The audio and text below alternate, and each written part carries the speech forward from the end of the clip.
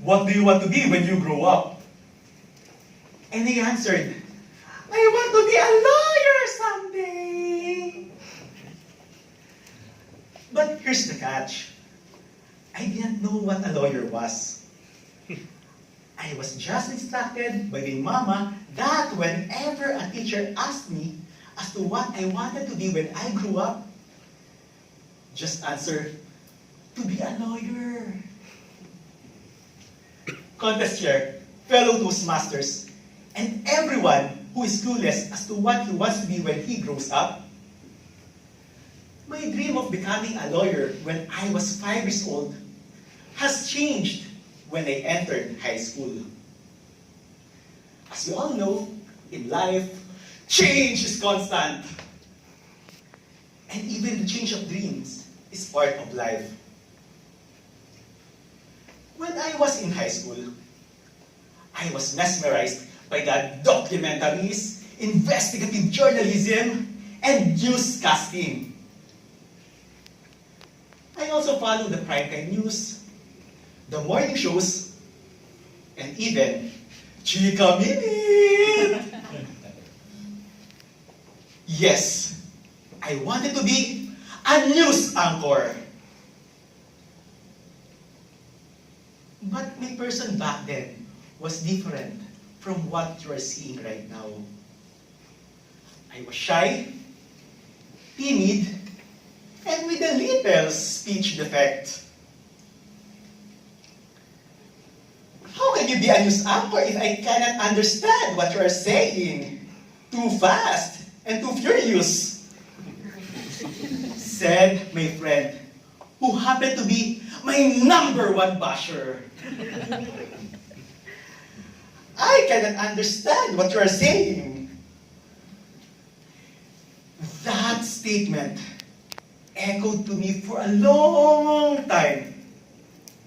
That again, I changed my dream of becoming a news anchor to become an IT professional. Have you changed your dream? Either because you were clueless on what you wanted to be, or discouraged by somebody else's opinion? A foreign medical drama series known as Good Doctor said, "Do you know what's great about dreams? That you can have another dream.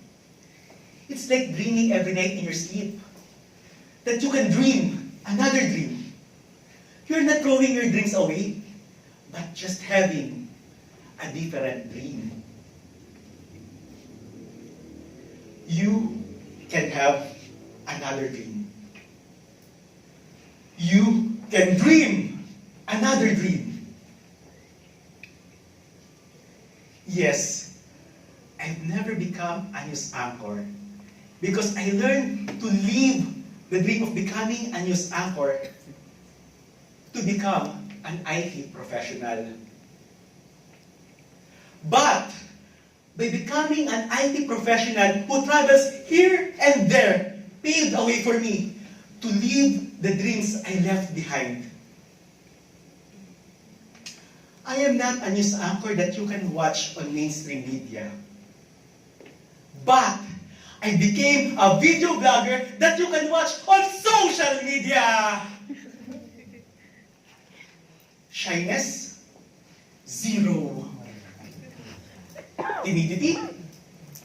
Nah. Speech defect? Crush it, baby! Sometimes, we are discouraged, disrupted, and disengaged to take the path we always want to be. Sometimes, people say, "Don't do that, you will never succeed on that." Sometimes, people say, "I want you to be like this fantasy." And as your fantasy increases, your reality decreases. So, eliminate all those fantasies and come up with your own reality. A reality where your dreams and its achievement meets, A reality that fuels the energy within. A reality that says, hey, I can reach for a star, yet still keeping your feet on the ground.